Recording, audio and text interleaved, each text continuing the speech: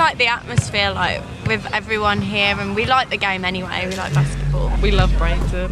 Love it. The vibe, the atmosphere, the beach, everything.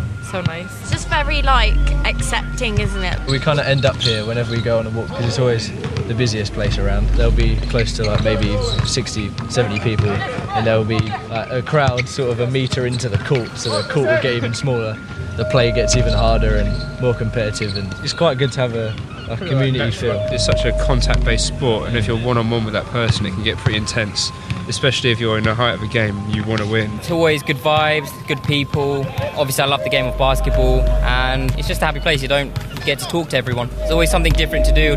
People come from so far away. Yeah, it's incredible. Yeah. Because it looks like the most casual thing, and yet it's a magnet. Working there and recording there and meeting everybody that's there, from an 80-year-old guy who was turned up on his push bike, got his basketball out, and then started doing hoops, to young kids who just go there to hang out. It's extraordinary. It's delightful. They go there for more than the basketball.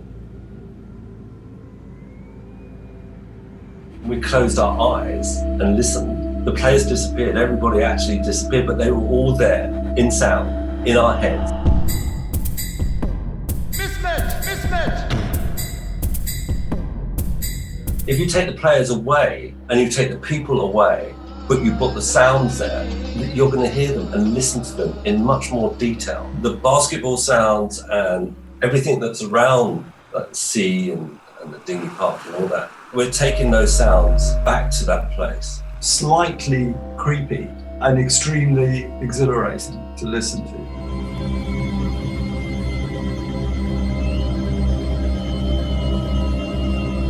And to be put into a world that you can't see, that you can only hear. I think of the piece as a kind of dream world, because it's at night. I'm thinking of people coming in a sort of quite contemplative way and immersing themselves in what they're hearing.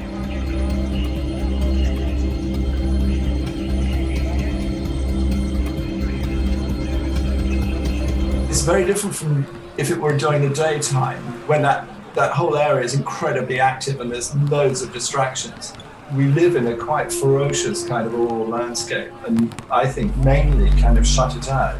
The sound will change as the city wakes up. There'll be a different relationship between what you're hearing that we've created and what the natural world or unnatural world creates. The natural theatre of that space that exists mainly during the daytime because people are there and are in action, with what we're trying to create, which is a kind of nocturnal theatre, I think, which is some kind of dreamlike version of what's going on in the daytime. So I suppose that the ideal result of listening to what we're going to do would be that you would go out the next day and would listen more carefully.